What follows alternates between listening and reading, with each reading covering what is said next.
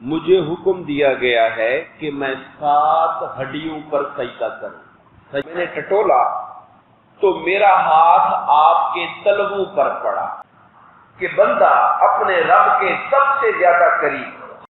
بسم اللہ الرحمن الرحیم۔ حضور نبی کریم علیہ الصلوۃ والسلام کی احادیث طیبہ کے درس میں کتاب الصلاۃ نماز کے باب میں آج کا جو سب چیپٹر ہے وہ سجدے اور اس کی فضیلت کے حوالے سے ہے، سجدے کے حوالے سے۔ حضرت عبداللہ بن عباس رضی اللہ تعالیٰ عنہ سے روایت ہے، آپ فرماتے ہیں کہ رسول اللہ صلی اللہ علیہ وسلم نے ارشاد فرمایا، مجھے حکم دیا گیا ہے کہ میں 7 ہڈیوں پر سجدہ کروں۔ سجدہ کیسے کرنا ہے؟ فرمایا مجھے حکم دیا گیا، ظاہر ہے حکم دینے والی ذات اللہ تعالیٰ کی ہے۔ جب حضور فرمائیں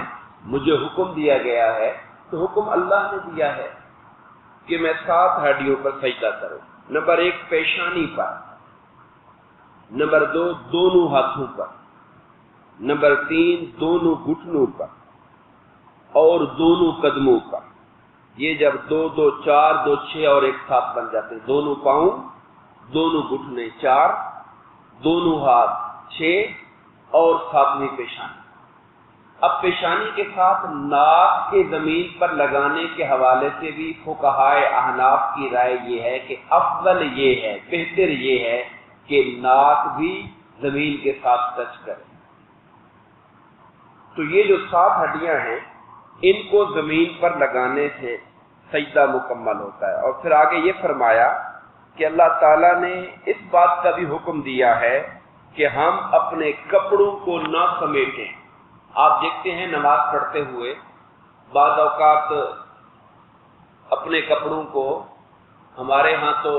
نیچے تو کارپیٹ ہوتا ہے، میل گندگی کی تو بات نہیں ہوتی، صرف اپنے کپڑوں کی بعض اوقات استری بچانے کے لیے، اس کا کلف بچانے کے لیے بھی ہم لوگ کپڑوں کو بار بار سجدے رکوع میں جاتے ہوئے پیچھے سے ہٹا رہے ہوتے ہیں۔ تو یہ چیز بھی پسندیدہ نہیں ہے، میں کپڑوں کو بار بار ہٹانا۔ اور آپ جانتے ہیں کہ نماز کے اندر کوئی ایسی حرکت جو نماز کے علاوہ ہو، جب اس کو کثرت کے ساتھ کرتے ہیں تو وہ نماز کے اندر کراہت پیدا کر دیتی ہے، اور عمل ایک کثیر ہو جائے، زیادہ ہو جائے تو نماز کو توڑنے کا بھی باعث بن جاتا ہے، تو اس سے منع کیا گیا۔ حضرت میمونہ ام المؤمنین رضی اللہ تعالیٰ عنہ سے روایت ہے، آپ فرماتی ہیں کہ نبی کریم صلی اللہ علیہ وسلم کا طریقہ مبارک یہ تھا، سجدہ کرنے کا طریقہ کیا تھا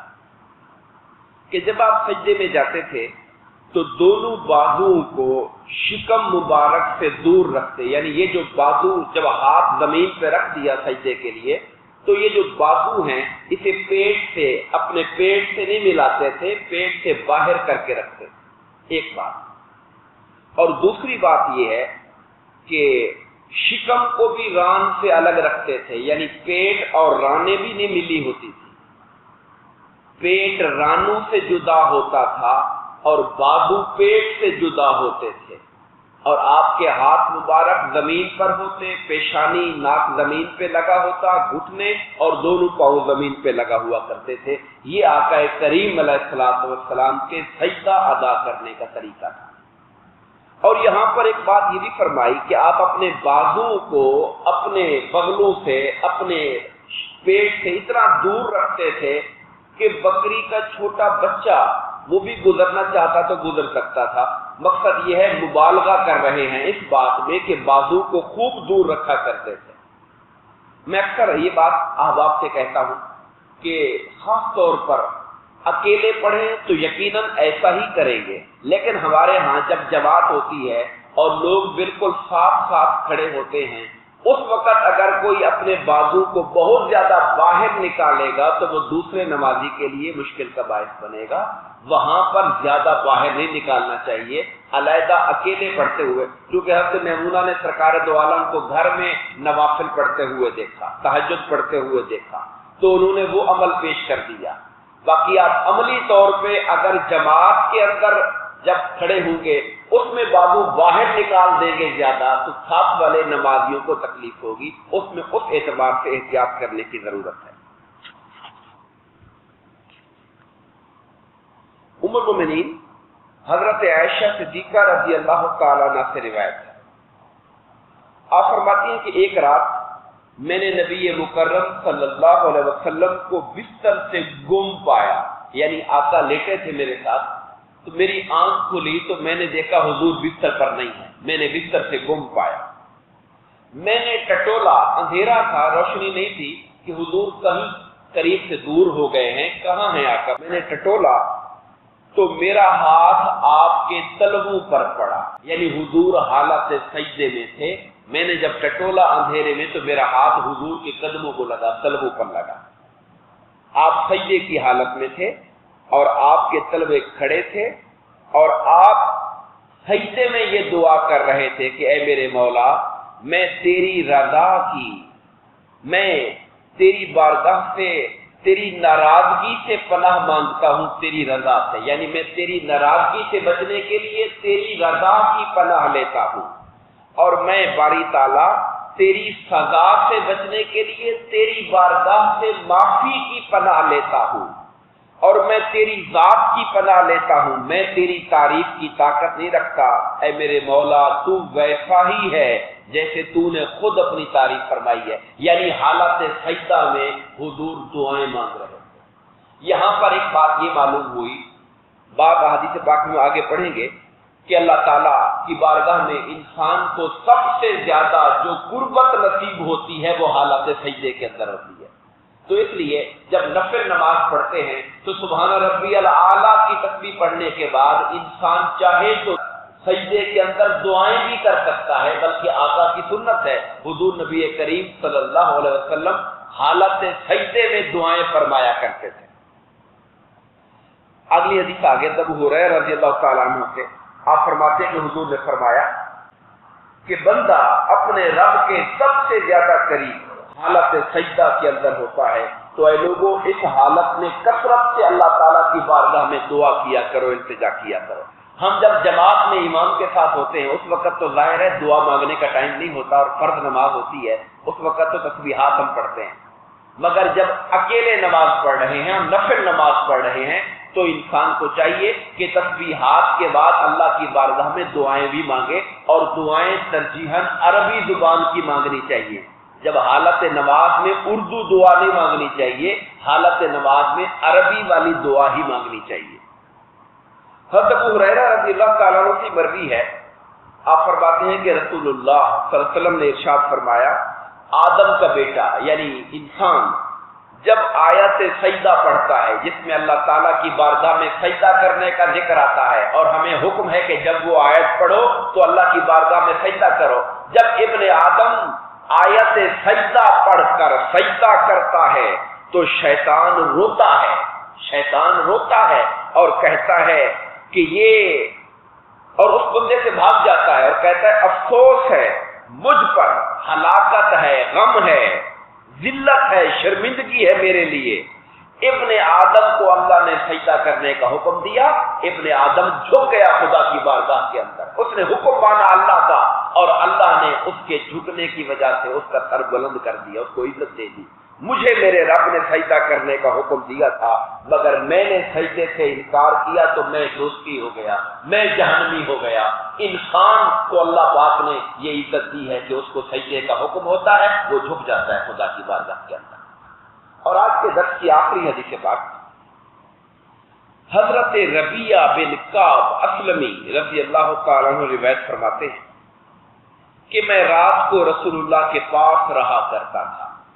پاس رہنے کا مطلب یہ ہے کہ گھر کے دائیں بائیں میں قریب رہتا تھا،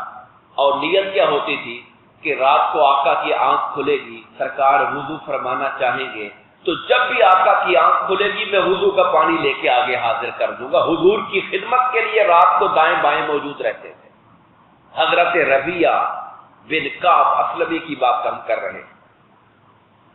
اب فرماتے ہیں میں آپ کے پاس وضو کا پانی اور آپ کی ضرورت کی چیزیں لے کر حاضر ہوا۔ اب یہ روز کا معمول تھا، ایک دن دریائے رحمت جوش میں تھا میرے آقا کا، تو آقا نے فرمایا کہ اے ربیہ سل ربیہ، ربیہ جو مانگنا ہے مانگ لو آج مجھ سے۔ کس قدر خوش نصیب ہیں جنہیں اللہ کا نبی یہ فرمائے کہ ربیہ کچھ مانگ لو آج مجھ سے، اور یہ نہیں فرمایا کہ فلاں چیز میں تمہیں دیتا ہوں مانگ لو۔ اور جب کوئی کہنے والا کہتا ہے مانگ لو مجھ سے، تو اس کا مطلب یہ ہے دنیا مانگو، دنیا مانگ لو، آخرت مانگنی ہے آخرت مانگ لو، کیونکہ دینے والا اللہ کا رسول ہے اور ان کی بارگاہ میں کوئی کمی نہیں ہے، اس لیے کہ وہ بانٹنے والے ہیں، خزانے تو اللہ کی ذات کے ہوا کرتے ہیں۔ میں مانگ لو ربیہ مجھ سے جو مانگنا ہے۔ انہوں نے جواب میں جو مانگا ان کے مانگنے پر بھی انسان کو غور کرنا چاہیے۔ انہوں نے عرض کی کہ یا رسول اللہ اسألک مرافقتک فی الجنہ، میں جنت میں آپ کی سنگت کا سوال کرتا ہوں۔ خالی جنت نہیں مانگی، کوئی دنیا دار ہوتا ہے، ہم جیسے لوگ ہوں گے، اگر ہمیں کوئی آفر کر دے اللہ والا کہ یار جو مانگنا ہے مانگ لو، تو ہماری ترجیحات تو دنیا ہی ہوتی ہے۔ وہ جی مکان اپنا نہیں ہے، دعا کر دے اپنا مکان مل جائے، بچہ بے روزگار پھر رہا ہے اس کا روزگار مل جائے۔ ہمارے غم دنیا کے غم ہیں، ہماری پریشانیاں دنیا کی پریشانیاں ہیں، مگر حقیقت میں مانگنے والی چیز جو ہے وہ اللہ کی بارگاہ سے اس کی رضا ہے، اس کی خوشنودی ہے، اس کی بارگاہ کی جنت ہے، قیامت کے دن کی کامیابی ہے۔ تو انہوں نے عرض کیا رسول اللہ، اور یہ بھی نہیں کہا کہ مجھے جنت چاہیے، کہا جنت میں بھی آپ کی رفاقت چاہیے، آپ کی سنگت چاہیے، آپ کا قرب چاہیے۔ جو نوکری آپ کی دنیا میں کر رہا ہوں، مجھے مرنے کے بعد قیامت جنت کے اندر بھی آپ کی یہی نوکری چاہیے۔ اور میں یہاں اضافہ کرنا چاہوں گا، یہ صرف ان کی خواہش نہیں تھی، انشاءاللہ ہم آگے ذکر آئے گا غزوہ احد کا۔ غزوہ احد میں ایک نام ہے خاتون کا، جن کا نام ہے حضرت ام عمارہ۔ حضرت ام عمارہ جب حضور پر حملہ ہوا، دشمنوں نے اوپر گھیراؤ کر لیا، تو یہ عورت بھی تلوار لے کر دشمنوں کے خلاف کھڑی ہو گئی۔ اس نے بھی جنگ کی کافروں کے ساتھ، اور میرے آقا ان کا لڑنا دیکھ کر اتنے خوش ہوئے کہ آقا انعامدار نے ان کی تعریف کی، خوش ہوئے۔ جب آقا کو خوش دیکھا تو انہوں نے التجا کی، یا رسول اللہ جیسے یہاں آپ کی نوکری کی خدمت حاصل ہے، ہمیں جنت میں بھی دعا کریں اللہ آپ کے نوکروں میں شامل فرما دے اور آپ کے خدمتگاروں میں شامل فرما دے۔ تو حضور نے دعا کی ان کے لیے، اللہم اجعلہم رفقائی فی الجنہ، اے اللہ عمارہ کو، اس کے خاندان کو جنت کے اندر بھی میرے ساتھیوں میں شامل فرما، میرے خادموں میں شامل فرما دے۔ تو یہ صحابہ کرام کی طلب اور آرزو ہوا کرتی تھی۔ دعا فرمائیے اللہ تبارک و تعالی ہمیں حضور نبی کریم علیہ الصلوۃ والسلام کے نقش قدم پہ چلنے کی توفیق عطا فرمائے، اور دنیا اور آخرت میں آقا کی نگاہ کرم عطا فرمائے، آمین۔ وما علینا الا البلاغ۔